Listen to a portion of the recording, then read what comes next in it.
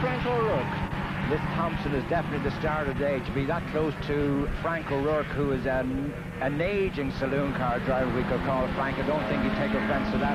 3 times winner of the Sexton Champions, to have this young man who started racing in Easter of this year, to have him alongside him. Pat Murphy, another old stager, well known to Mondello. I see Frank has got back into second place. In the Fiat class, we should have Peter Lynch attacking Ivan Robinson for his 3rd place. Pat Murphy then, for the first time, out over the hill and down into Esso here. The very tricky late apex. You've got to keep the car right out into the middle of the road so that you get it right for this next corner. Castrol there we can see, and O'Rourke now coming up to challenge very quickly indeed. O'Rourke in second place, but it's Murphy right out over the curves there on the outside. Frank O'Rourke in second place, Ben Thompson dropping back a little bit now, but Pat Murphy in a very enviable position as they come down the hill out of Dunlop for the end of the first lap.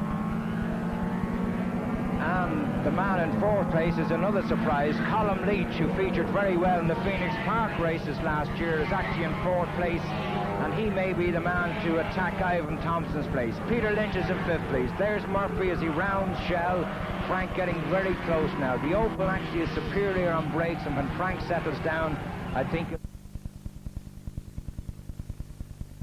on the way to Duckham's now. Number 9, Pat Murphy in the lead, but Frank trying the outside. This is a suicide place to try.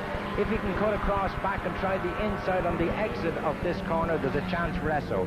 Pat still holding well with the Fiesta, and Frank in second place right on his boot. And a great little battle between the two fields behind them, but this is the battle for the lead.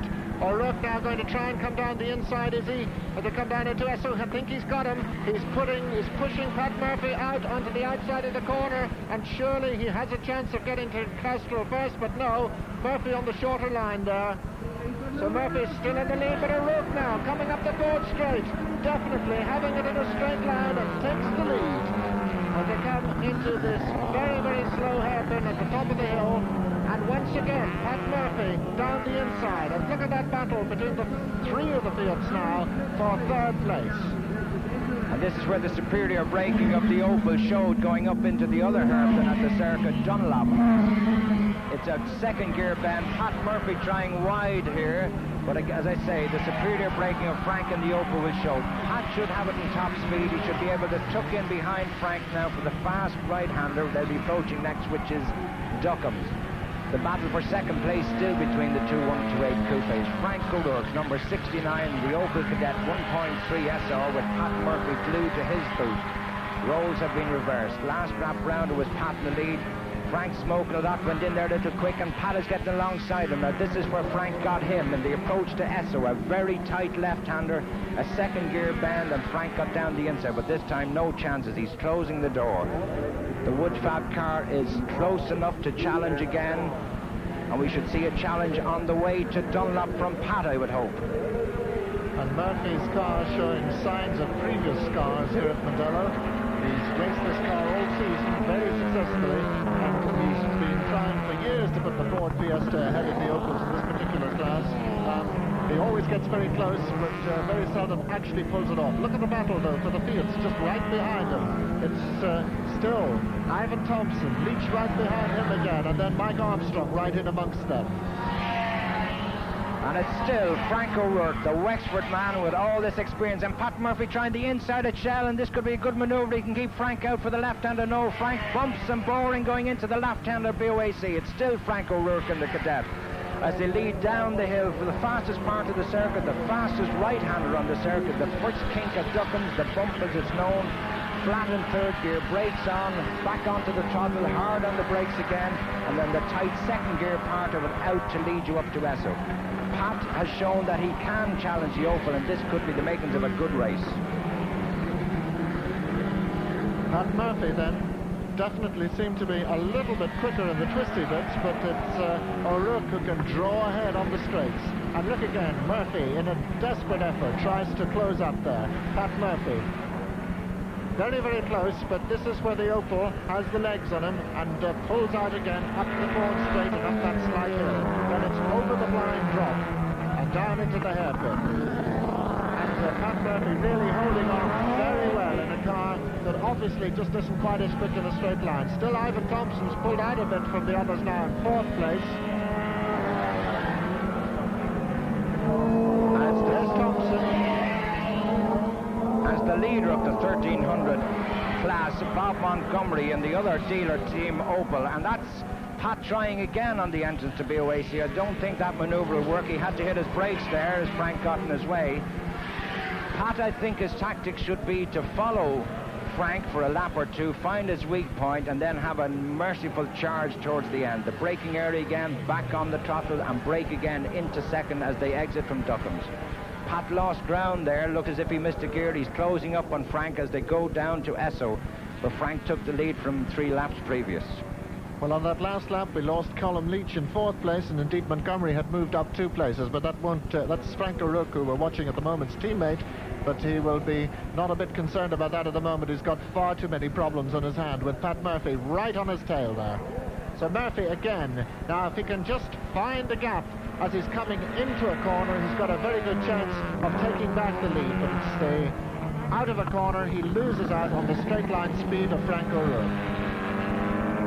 Pat has tried to maneuver there once or twice at Dunlop, where he's tried to come out tight and get the inside line, which means if we can come side by side for Shell, he would have the braking area right. But unfortunately, Frank, the wily old bird he is, was keeping him out on the outside as he is there. Frank is going to close the door here. Pat trying again, but the next one is a left-hander, so Frank is in the best position and keeps Pat way out to the right as they head again for the Duckham's. There must be nobody more experienced than Frank O'Rourke around this circuit. He normally races much more powerful saloon cars, but able very successfully to make the transition to front-wheel drive car. A very different driving technique indeed. O'Rourke a bit tight on the inside. That should give Pat Murphy a bit of an advantage there, but once again, the Opel definitely seems to have that slight power advantage. Down they come. And this is where a very late line that Pat Murphy is doing at the moment can be an advantage, because he lines his car very nicely indeed for Castro, but there isn't room to nip through there on the inside. And those bumpers must have come into quite a bit of contact in this one. I don't think Frank is leaving him any room to get that spot. He's taking Esso very, very tight, which is where you start your maneuver for the Dunlop hairpin. If Pat can get in tight at Dunlop, but with Frank cutting the door closed at Esso, means Pat is left wide for the next right-hander. And it's still Frank by a car length, which is a good dice. Pat now tucked in behind him, following Frank out to the outside of the circuit, both of them taking the wide line this time. Pat turns in earlier, he got the inside, he could do it this time. Frank is on the left, the next one is a left-hander, they miss by inches. Back into 3rd gear, and it's flat in 3rd gear as they head for the next right-hander, where Frank definitely has the legs on Pat. He can get through this one just that bit. Pat goes out wide and Frank keeps it nice and tight. There's no room down the inside there for the Fiesta. 69 then, Frank O'Rourke, and number 9, Pat Murphy. Frank O'Rourke with a tremendous amount of experience. He's been racing here for years. He was a very well-known man in cycling before that, but then took up motorsport, and I would imagine of all men that would be the person that Pat Murphy would be trying to worry here and put off his stride, Frank O'Rourke would be one of the most difficult. There he goes, O'Rourke. And he's pulled out a little bit on this one. Frank O'Rourke down into Dunlop now, and Pat Murphy right behind him. Once again, Pat Murphy terribly late on the brakes in the Ford Fiesta. We see Ivan Thompson in 3rd place, just flashing through picture. He's been dropped all the time. And then Montgomery now up into 4th place, but nobody is going to challenge these two. Frank O'Rourke seems to be pulling ahead a little bit now. They have completed 7 laps of this 12-lap race. A problem will happen with Pat as he tries so hard in the Fiesta. His brakes will begin to overheat and we will lose the stopping power they had. Frank seems to have pulled this, what's known as the happy gap of 3 car lengths, where you can relax that little bit and take your corners nice and wide and get that better speed. He doesn't have to guard his position as much as he did because Pat has dropped back. He can make the lines that he's used to taking. You can come in wide to them, slow in and fast out. This is the 3 car length, and he seems to have got it on Pat. It'll be hard for him to get it back again. And again, Pat Murphy definitely the hardest trying of the two of them. But Frank O'Rourke is in the position that he wants to be in, and he can now afford, with a few laps to go, to pull away fractionally.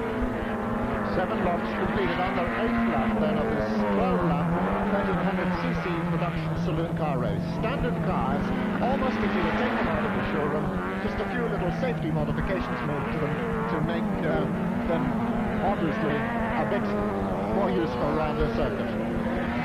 Yeah, start with the Dennis Mahoney production saloon race up to 3000 cc's, excitement in store. The big bulky cars.